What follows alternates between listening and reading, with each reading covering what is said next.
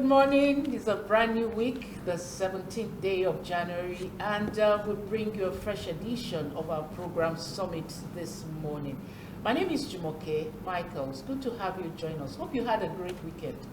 Banji, hope you had a great weekend. I did, Jumoke, I did. I really did. I was at home, enjoying with my family, gisting, reviewing issues, looking at the New Year resolutions of each member of the family and seeing how we actually actualize. Of course, we reviewed, some dropped theirs, replaced with new resolutions, and we looked at the year with a lot of hope.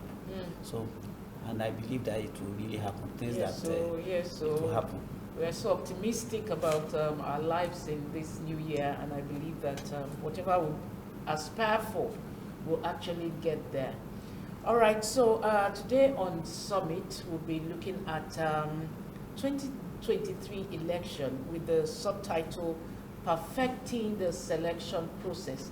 It's no longer news that people are beginning to make known their desire to aspire for different offices in Nigeria during the 2023 election. So we're going to be looking at how these processes can be perfected.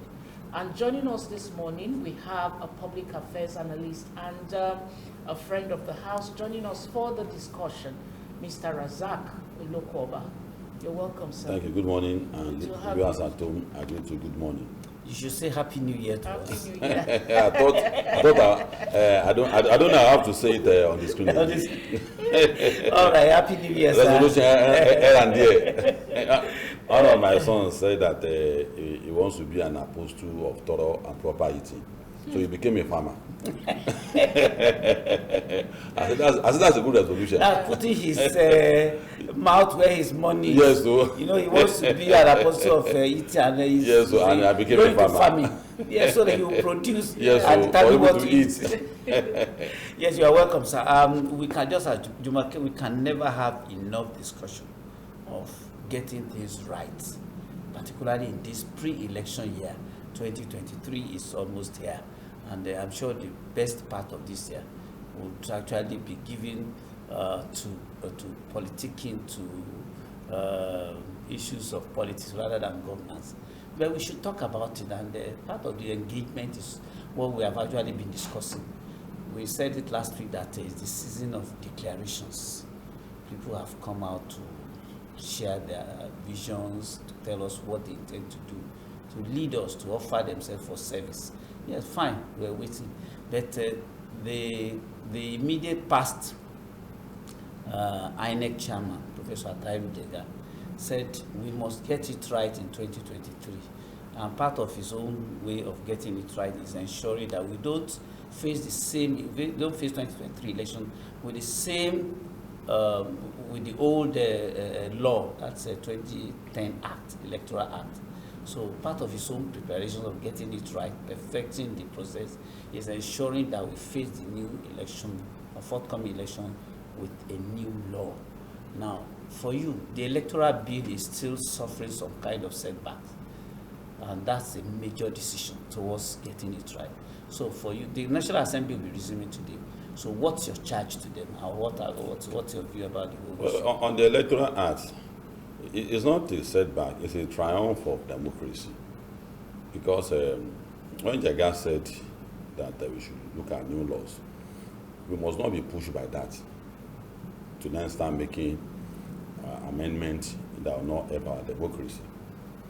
Jega was also in the 20s. So our democracy is more important to me than any new law. What do I mean by that? Democracy is, party, democracy, and governance are things that work together, and you have to be very careful. One is not important than the other, because if we have wrong people in the political party, we are going to have the wrong people in government, and our democracy will suffer for it. So, when the question of review, particularly on how parties will have their candidate emerge, we were shocked that that is what the parliament will propose, limiting the chances of political parties to just one alternative. which is wrong all over the world. You cannot compel political parties that you must select your candidates with so and legislate it. They should even introduce more. If you have issue with your governor, fine, go back to the party and resolve it. I'm not a member of any political party, but I have sympathy for APC. If there are issues in APC, it's either we debate it as supporters of APC with members of APC. Not that you would transfer politics into governance.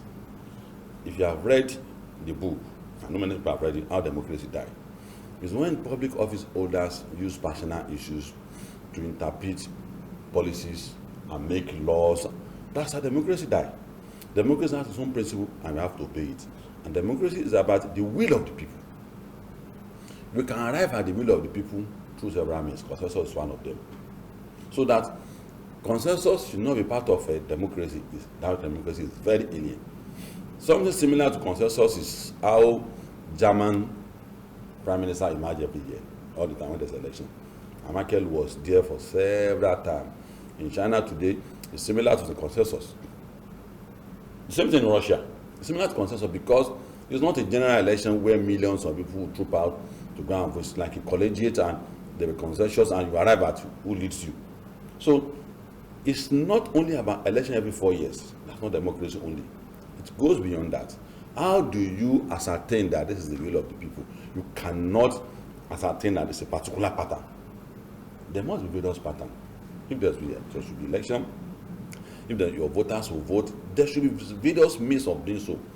And you know, political parties have their manifesto. I will do light, I will do, those are programs. Manifesto is the life of the party itself. What is the view of your party, your economic and political policies? For instance, there are countries of the world who felt that means of production should not be in the hand of the individual. It should be in the hand of the government. So the manifesto of a political party who felt that should be in the hand of the government, you will marshal your argument. And to arrive at a candidate that will implement your manifesto is up to the party. Might be consensus, might be the usual election. So, but if you legislate it, you are arming the party, political party. All right. So, but what do you envisage the two houses now resuming today? What do you envisage them doing about this electoral act? You know our parliament. They won't cross the path of the president. You know our parliament now. That's the end of that bill for that particular issue that says that the president said, I'm not going to assign this. It's a popular demand, it's a popular decision by the president, though.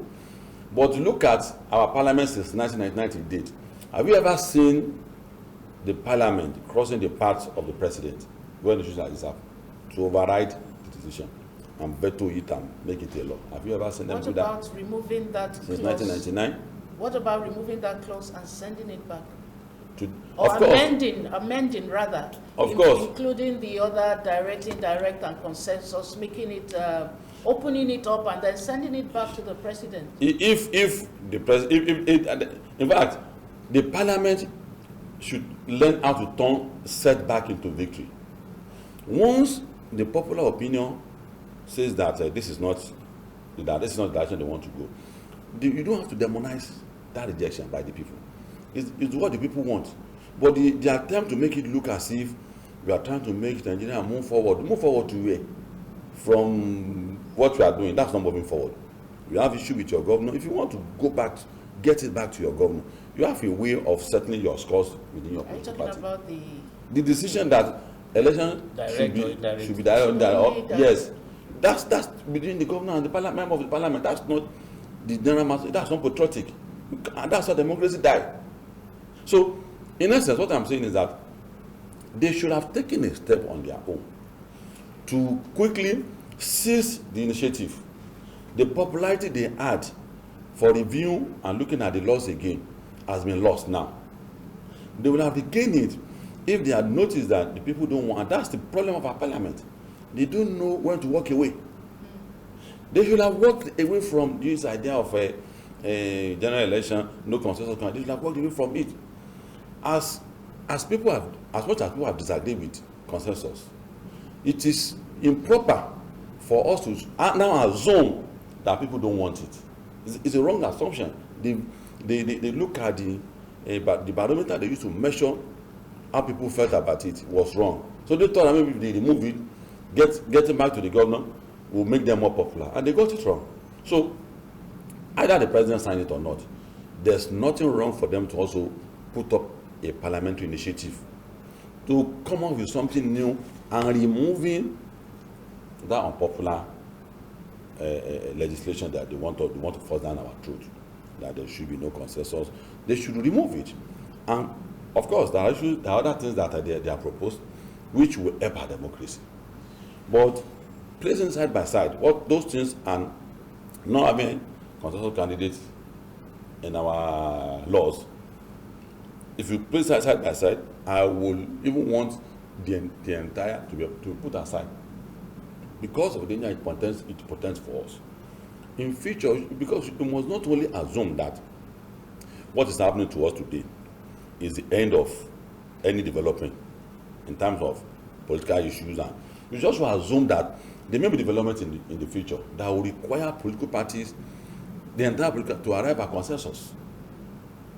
The way politics, the development is going in the country today, let us write it where we are not going to forget that many parties will arrive at that candidate through consensus, and they know why. If they are understanding that it's not the ballot, that ballot box that's not the democracy. It's just a symbolism. The crowd is just a symbolism. The most important is the will. Is this the decision of the people? How you arrive at that decision, that popular decision, is left to the party. It's not the duty of the parliament to determine for us. Yours is to make law, and the laws they are supposed to make is not to traumatize us. Is to promote and entrench democracy, is to make our election look better. Look at what INEC is doing. INEC is trying to do as difficult as it is finally, because part of the things we told our parliament is that they said they are consulting with their constituents. And I'm not saying they are lying, but we didn't notice it. We have structures in all the wards, in neighborhoods across the country. We didn't get any feedback that the parliament are consulting people voted them or members of their constituency. So, which is a signal that it's a personal decision. And INEC is supposed to be a complete independent institution where people who are stakeholders in the election won't have a role to play. For instance, Mr. President have a role to play in how the INEC chairman emerges. The governor has a role to play how the state chairman emerges. And that is not good for our democracy. You didn't do anything about that, because those are part of the reason why our election has not been free of fear. He who pays the pipe may dictate the tone. We are not saying all the time. In most cases, we are not saying all the time. Now, so that's a very good point. Where those are more actually need to come important in. issues than the thing that they are bringing up. I actually like to come in at that point. The who pays the piper dictates the tune. And one of the reasons that have actually set us where we are, that is taking us back politically, is the issue of money politics.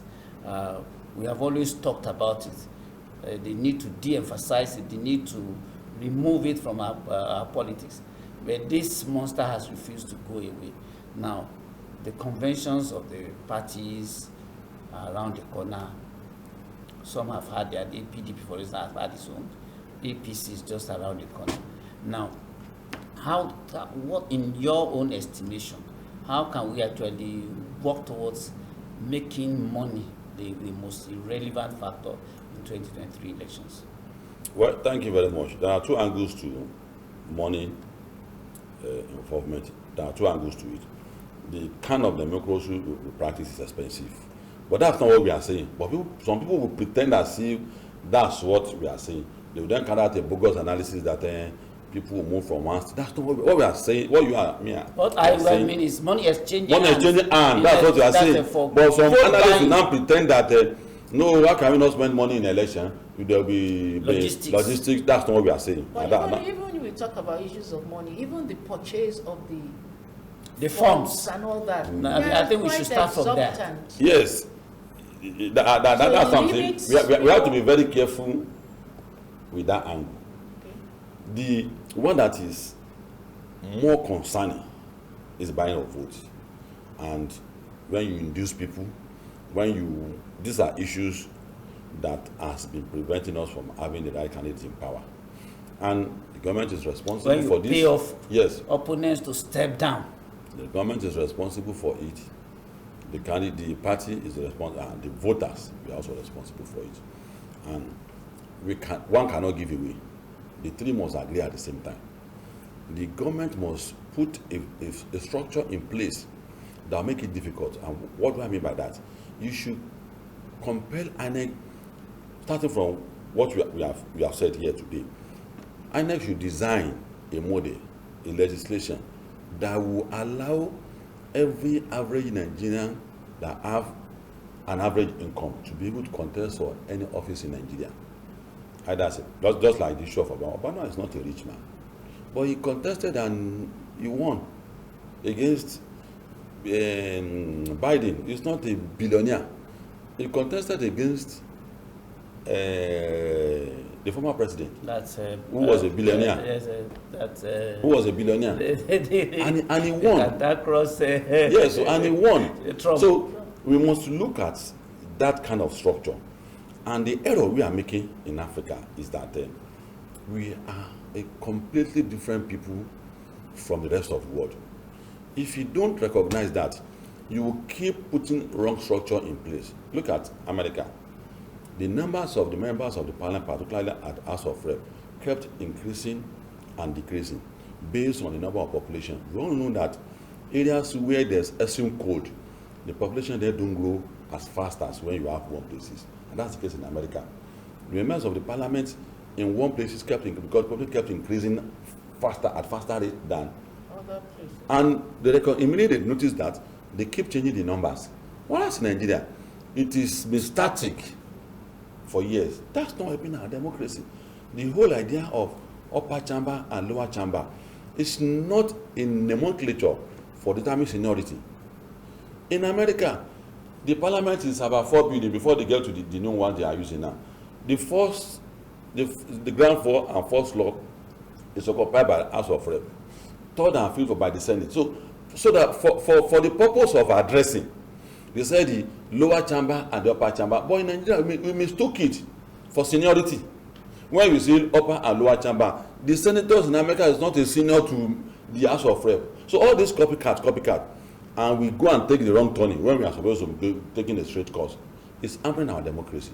So, in essence, what I'm saying, the government must put in a platform in place where if campaign must be held, the government must put up a subsidy in place, not money subsidy in terms of disseminating information, seeking alliance with Twitter, WhatsApp, so that if you want to campaign, a candidate will have the opportunity without spending billions of naira for advertisement.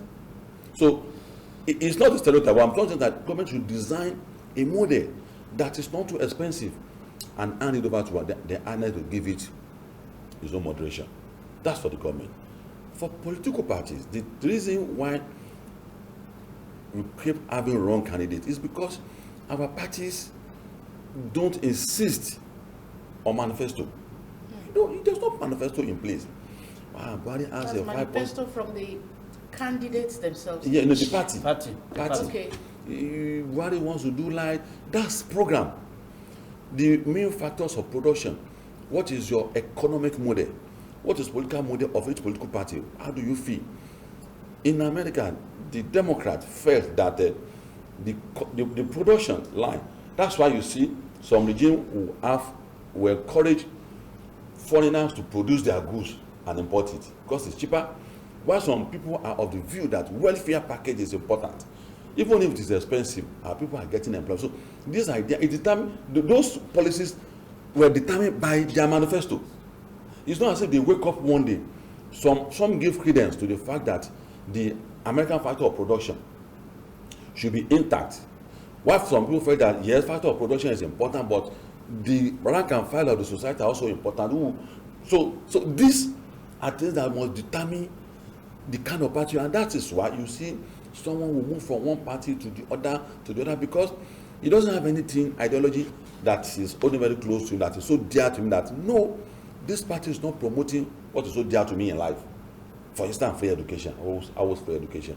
Why the other party says no, yes, there's free education, but what you are going to, it is more important. So our own is agrarian policy that we must conservation, the idea of conservation. So there's no such thing in our parties in Nigeria, and that's why we keep encouraging that you must have political parties, you must have manifesto. Then the people, we have to shape these two institutions, the political party and the government. It is the responsibility of Nigeria to shape them up. We must keep asking questions. We must make demand. They say Buhari is borrowing money, and I am shocked that people are saying Buhari is borrowing money. You know, we all around in 1989, in the 80s, when the Fana A's, the Olagunjus, the Sam Alukos, even not 89, from 66, during Gowon's time, they established the economic model that Buhari has inherited today. Borrow money and pay with oil, borrow money and pay with all money. That's what Buhari inherited. There's no economic model on ground that Buhari should have done something otherwise. He made a model on ground where the model is relying on resources from just one region. And we felt at a point, the resources that region will not be able to feed the nation. To that extent, people go and borrow. Obasanjo borrowed and pay with oil money. Oil money is your capital that you need to invest in knowledge, telecoms, agrarian economy, but we keep using it to pay money. So when Buhari came to, he met it on ground, and I am shocked that instead of blaming Buhari, not putting a new model on ground, you are blaming me for embracing what he met on ground. So our role as a people is to keep guiding the government. You guide the government by insisting that there's need for you to rework the way you play politics in such a way that a councillor will always say that it's a universal thing. I must have up to 10 million if I want to become a councillor in Nigeria. House of Rep, maybe it's 50 million. Then the senator, maybe half a billion. Then governor, if you don't have 10 billion, don't move to the idea of trying to become a president and a governor. So this then is... if you must become a president, how much are you? A trillion? It's not the money of the president that makes him a president. It's an accumulation of wealth. You can't say one particular billion. It's an accumulation of wealth. You accumulate the wealth. So, and that is the reason, that's what's killing our democracy. So, our people must guide the government to ensure that money policy must be reduced. Government don't just wake up one day and say, I want to change my way. If the government keeps passing through one way and the people are not doing anything about it, there's that assumption that I'm doing the right thing. So, must guide the political party too, that you must have a manifesto. So the onus lies on the people because it's a three-legged thing. So what we insist on, yeah, insist on, yeah, it's what we get. Don't insist on it, we may not get it. With due respect, are you not being too idealistic? Now, the election we're talking of 2023, here we are in 2022. You are proposing fundamental issues. I mean, that will necessitate maybe a rejig of our constitution, a rejig of party, policies and all that. Do you think all these things are realistic within this short time? And then what role can we actually play to change all of this? You are asking us to insist when Nigerians are so much impoverished, they will jump at even 5,000 naira. So how can we insist on changing all of these things? Well, hunger is the ingredient it should be the ingredient of revolution. It's not a thing that should make you lose focus on demoralizing. But in Nigeria, we have turned hunger into a philosophy.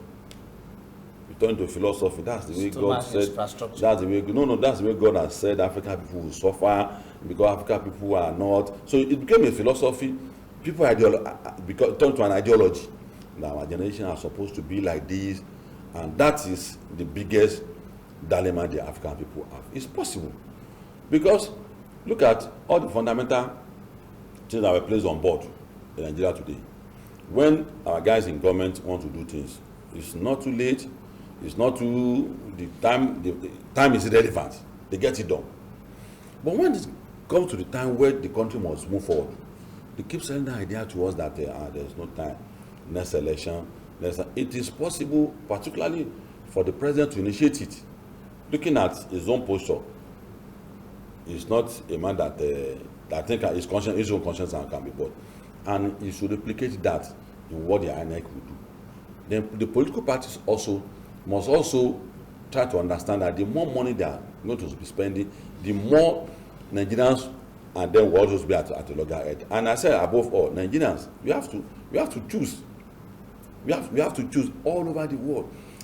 Fundamental turning, people initiate it. I was sent out of school in 1989 because of anti-sharp riot.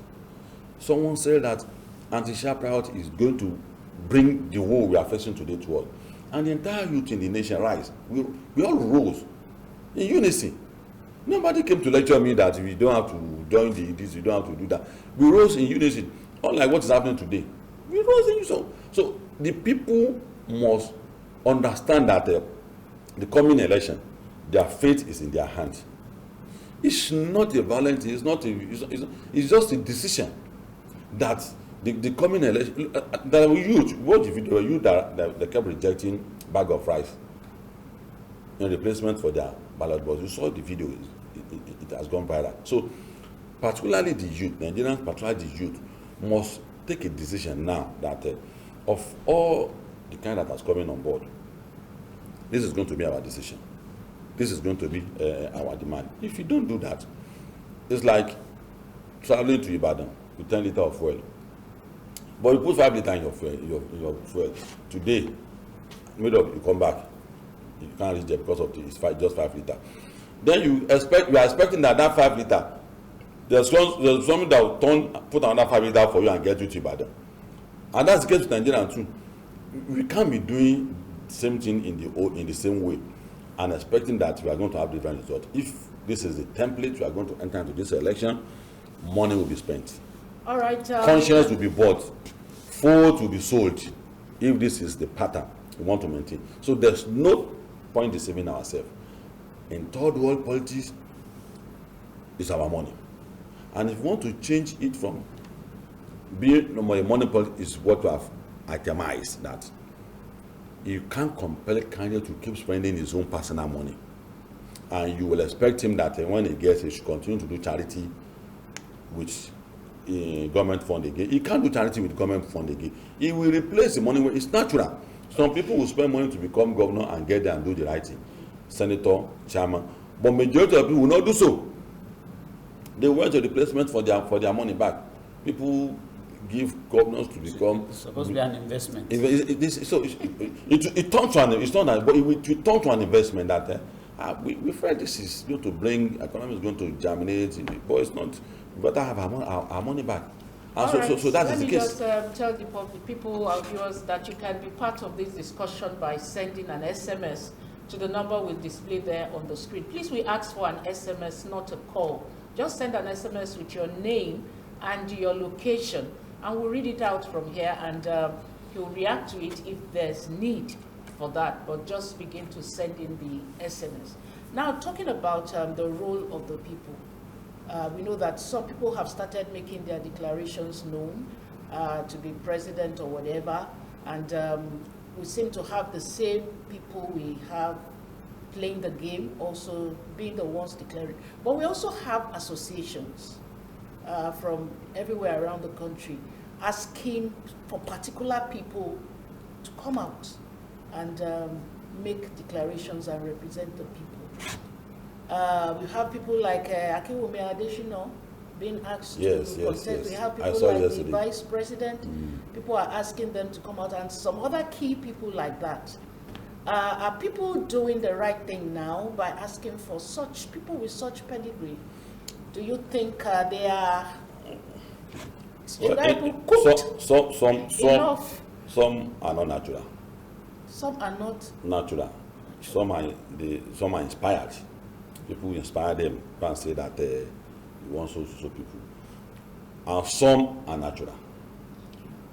We have to give that fair balance. You have to break that down so that we understand. What I'm saying that some people, nobody asks for some people to come out. Yeah, okay. There are the one asking that people that ask Nigeria tell Nigeria that you asked me You're to come asking out. me to come out, okay. But some people are actually asked to come out. And the way it's supposed to be, in most cases, should be called to service. It should be a call to service that, from what I've seen about you, why can't you come and be the president of Nigeria? But in fairness, I don't know what happened this time around where this crop of people are coming out. I have not seen any of the people that are coming out that is not fit for the job. Starting from Adesina, that I just saw this one yesterday, Tinubu, even Fashola or Shibajo. Then I heard about Fayemi too. You've not heard of GYB, the governor of Kogi State? And we're in the fringes. I heard it from in the fringes. Okay, the He fringes. he kept coming and going back, coming and going back. That is not going to come back to filter in. So many. Dave Umahi, Oji Sokalu, yes. Ben Ayade. Ben Ayade, gradually the number is increasing. It's Yeah. increasing. But I've seen them that, given the right environment, these people will perform. What I just want to discourage is that the political cannibalism, where you decimate the candidate of some other people because of your own candidate, should be stopped. When in APC, people will pay people to decimate Asiwaju. Then some people will pay some people to destroy, to decimate Fashola. The same party. The same party. That's political cannibalism. You can't be doing that to yourself in the same party. The same thing in PDP. The same PDP will be decimating each other. That is not good for our democracy. The more people come out, the more robust the argument should be. And what do you intend to do? There should be politics of argument. It should be a festival where your people say, I will offer bread and butter. Also, you're African, like that, when I will offer. That should be what democracy should look, politics should look like. People talk about what do you want to do for the country. It's not how good I am in decimating my opponent. It's not. And there's a need for political parties, the government, and civil society and all organizations to educate the followers of all the candidates that what kind of candidate offer is what we need. Let us learn from what you are. When we were growing up, we read of ideas, UPN ideas. We read NPM program, PRP, GMPP. We read this and it has formed a lot of opinion about what is politics in today. But the younger ones are learning, they are not learning anything. You know that this issue of APC manifesto, especially in 2015 and all, there's been this argument back and forth that the issue of restructuring should be brought to the front border now. So are you now saying that more of these political parties need to, their manifestos need to be more in the public space? Yes. So that people understand what to expect from them. That's what you're trying to do. Yes, I will talk more about how best is my candidate can win an election than how best or what he can offer if he gets to power. We underplay what the capacity of the candidates over how you can get to power. The strategy of getting to power is what people are displaying now. It's not the strategy of how poverty will disappear. How we are going to completely defeat Boko Haram, the ISWAP, send people who are preaching disintegration, all these issues. Nobody has brought a blueprint of what he intends to do up. So that it's going to be a point of debate. So that the youth also key into it that, okay, this is what. So we are left with assumptions that, okay, maybe this man can do it. No discussion, no. So party, the government, and all of us, our role, not because these are Nigerians and the rest of the world are watching us. There is no public office holder in any part of the world that does not have one excesses or the other that has not done in the past. But when they come on board, they overlook it and say that, can you make poverty disappear in America? If you can, in Britain, can you ensure that the economy of Britain that is going into recession, can you rejig it for us? So come on board. That's what should we do in Nigeria too. The economy of this country is under recession for so long that the government is doing its best, as far as I can see.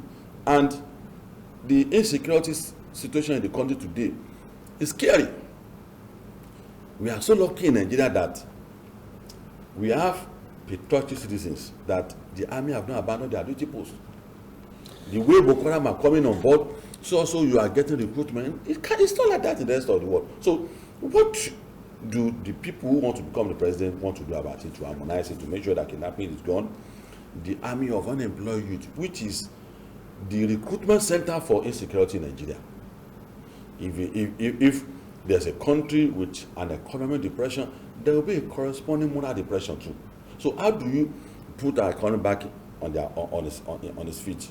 Is what we should be hearing. News that will make us happy. But I don't want to read news of what one candidate has told me before. What, of course, is important. But given given the knowledge I have about all of them, I think it's sufficient. If you say, let's talk about APC. I know Asiwaju since 1992. He made his government available for opposition in Nigeria. If not for him, Wanda would have turned the entire country into one party. I know Fashola, his government become a model to other governors. Go to Lagos, you see what he has done. I know Fayemi too. Then I know Osinbajo. From all the alliances. The current governor of Ebonyi. Ebonyi State. And I know Ajiboso Kalu too. He's also a man that can pursue his own arts too. So, Osinbajo, if you look at all the models, alliances we have had in the past, the North and the East Alliance ended in the Civil War, the South and the Northern Alliance almost ended in the Civil War. Osinbajo also has been able to manage the alliance of the Southwest and the North, and the country has not been threatened by one terrible. So, give that to him. So, all this profile says something to me that if we pick any one of them, we may not regret it. Rather than saying that if you don't pick this one, I don't think the rest are qualified. It's not a good language for us. We must be able to bring up. So the one that has the highest profile, it should be the one you should then pick from APC, from PDP, from other political parties. Let's have their first 11. Then let them contest for the post of the president. And that's a better way of doing it, rather than the decimation, fabrications, cyberbullying. So many issues, Jumoke, because I'm also tempted to raise the issue of making political office a bit less attractive, because what actually motivates most of the people that are offering themselves is the juicy packages. I mean, the locker of office, what they will benefit in 4 years, in 8 years. Because Nigerians have always complained that the decimation of the fortunes of the people over time has not actually affected the ruling class. The National Assembly is still having its package intact. The people serving at various levels are having their packages intact. But you hear of downsizing here, you hear of cutting salaries there, all over the place. Yet it's the same economy. Why are we not making the offices less attractive so that we know who is genuinely motivated to serve? Well, we have to do a lot of things simultaneously. The repair of economy, the educational system, because if you say the repair of your economy should wait for education, it is an umbilical cord. It is linked together. Security, if the economy is bad, insecurity will keep increasing. So if you say you want to address insecurity, it brings along the economy. And who runs the economy? Our children runs the economy. If they don't get the right education, they cannot run your sophisticated economy. The world is moving at the rate where we have to be updating the education, kind of education we are giving our children. You need to be educated. And when the economy is not good, you cannot train your children in the 21st century, giving them the 21st century education, because you can't ask your children to continue to practice cutlass and whole system of agriculture. So what I'm saying in essence is that if you want our country to move forward, we must first admit that we have to change our style. And in changing our style, we must move in to ensure that we do something about it immediately, such that when the public office holders are found held, there is no concession for them, because when there's no consequence, crime will keep increasing. You know, you see why I said it's a simultaneous thing. You can't be catching thief and you did not restructure your country in such a way that thief will not steal your money again. So, in essence, what I'm saying is that we must do restructuring of our nation. It's like an overhaul. It's an overhaul. Yeah. You can't leave one for the other. Pick 5 agendas and say, no, it's working together. So, the economic model that we have designed cannot prosper us. And it says that when Sharp came on board in 1966, Gowon said that we have enough money to spend. That's the wrong language. What people do when they have sufficient money is to invest. So we design a model that let's keep doing things for the nation. Whereas invest, that's your capital. The money I'm making is your capital. We are not supposed to be spending it. We keep spending the money until such a time the oil money cannot take care of our nation again. Then we start borrowing. So we have to first look at the economic model. If you redesign the economy to ensure that Nigeria cannot survive only on oil, there's a need for us to change or improve the economy base by ensuring that we improve the source of income. If we improve the source of income, the economy will definitely improve. And the things and the reason why we have to be borrowing is that the infrastructure, if you don't have money today as a father, God forbid you have money. Amen. You can't delay your children's school until you have money. By the time you may have money, the child is 10 years old. That time, you can't go for primary education or probably secondary education again. And that's infrastructure too. There are things about infrastructure that you cannot delay. So, wherever you are going to find the money, either you are going to borrow and pay later, infrastructure must keep going. So, the economy and infrastructure goes together. So, the error we are making in Nigeria is under the assumption that the structure we have in place, there's a way we can manage it. And during Obasanjo, that was the assumption we have. During Jonathan, that was the assumption. And during Buhari too, that's the assumption we are still having that it may work. And we are still under the assumption that it's because it's Buhari, the next president, we may be able to do better than him. And the 3 presidents should be a lesson to us. So, the structure we have in place today, there is no guarantee of prosperity for us. Okay. So we must do something about it. The coming election, the best way to improvise is to change our way. If you don't change our way, the guy that will be coming on board might be a good guy, but we end up the way Obasanjo has ended, Yar'Adua has ended, Jonathan has ended, and probably our president may also be end up. And not because they are bad guys, but because of the structure of our country. All right, we need to transit to the next topic now, which is talking about the Armed Forces Remembrance Day, which is celebrated or observed on the 15th of January of every year. And this is to commemorate the servicemen, including the Army, the Navy, the Air Force, and the police, especially those who have died in the line of duty. All right, so Nigeria had its own version 2 days Yeah, ago, 2 and days ago. it's done annually anyway, and it's a moment of sober reflection. I mean, where we take stock of people who have actually lost their lives in the line of service. That's the first men. These are people who have laid down their lives for this country to remain intact. So it's done annually to honor them. We've had fallen heroes. Now we're still having fallen heroes, particularly with the insurgency in the country. For you, is it just government has always made promises to the army, to the forces, that it will do all it can to ensure that their services are not in vain and they are fully supported? Do you think these are lip services over time? Well, I listened to the president of the Wives of Fallen Heroes yesterday on NTA, and I did not, I was unable to weigh the pain they have in there until I listened to. I know that to lose one's husband is not a good thing, but when she spoke, I felt the pain they are going through is not what we are seeing in the surface. And that's why we need to do more for them.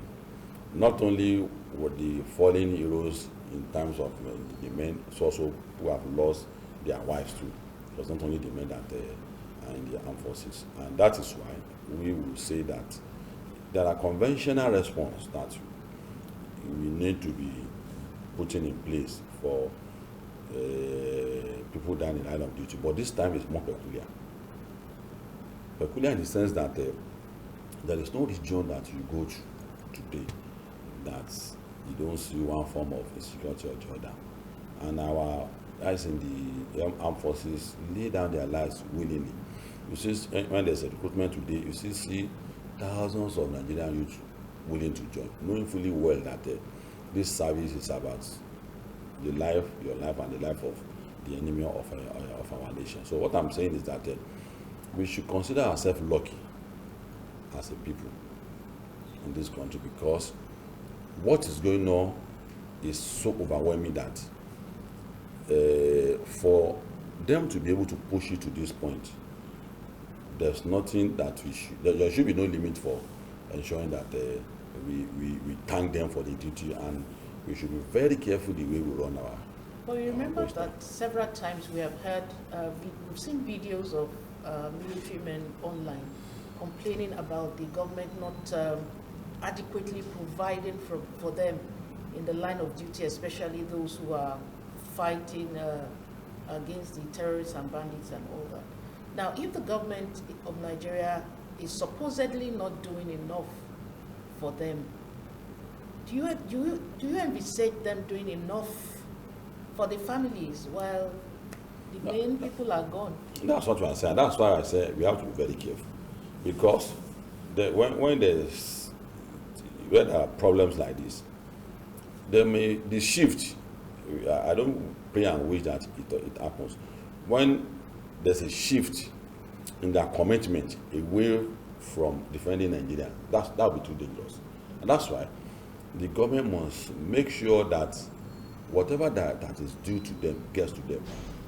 There should be no effort in tinkering with the idea of not penalizing whoever that has done such thing to them in terms of the allowance, even equipment. We have watched videos of where we see army officers saying that the bullet they gave us cannot even prosecute where they sent them to for 30 minutes. That they know from intelligence that where they are going, they need 5 times men that are going now. They need like 20 times more the bullets and the armament that they are carrying. And they still send them to, so we say whoever that is responsible for that, either for it's a negligence or it's deliberate, should not be spared at all, and that consequence must not be done under the carpet. The consequence should be open so that other people who have the mind of doing that will be discouraged. So in the overall, we have to, as government, as government officials, as Nigerians, we have a sole duty to play. It's more than wins war. In most cases, it's not the equipment. When you have your men with high morale, they will confront the opposition, they will confront the enemy. But no matter the equipment, when morals are down, it is dangerous for those army. So if it's changing now. It's changing now because, Boko Haram, they are not dollars. They understand the psychology of the social media. So they push video out to instigate Nigerians against the Nigerian army. They push out video how they decimated the military. Videos, maybe it's a fabrication. And Nigerians will not be able to analyze. No, this cannot be so. The recent Buratai War and Peace Center that was destroyed, more than half of them were killed. But such a video were not allowed to be given to the public because they said it's classified. But Boko Haram were dancing in that place. So there should be that role from the government to also constantly feed back Nigerians on the success, the gallantry, the courage of the Nigerian men, the Air Forces, and the naval officers, so that Nigerians will also be equipped that these are men that have laid down their life for us. So also Nigerians must also on their own say things on social media. Say there's no salary that is worth being killed for. Any man that wears that green uniform, the camouflage, the Air Force, we should respect them.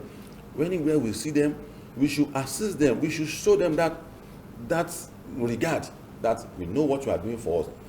By that, they will feel proud. Immediately after the Civil War, that was why, up to today, in the public bus, armies don't pay. It was because of it was brought from the era of the Civil War that these are the people that saved our nation from the Biafrans. Sorry to use that language. That spirit should be assumed now again. When you get to marketplaces, there should be that regard for them, because we are in a dear situation in Nigeria. All form of insecurity in Nigeria today, one can sink a nation. Stand to that. We must not allow you to go without trying to bring in the. You've spoken so so well about what government needs to do, but even we that are being protect Nigerians, are we offering the military or the armed forces the best support? There are saboteurs in those war zones, particularly in Borno. We see people who are accessories to arms, to the terrorists, to the insurgents, and all. They are Nigerians. So what kind of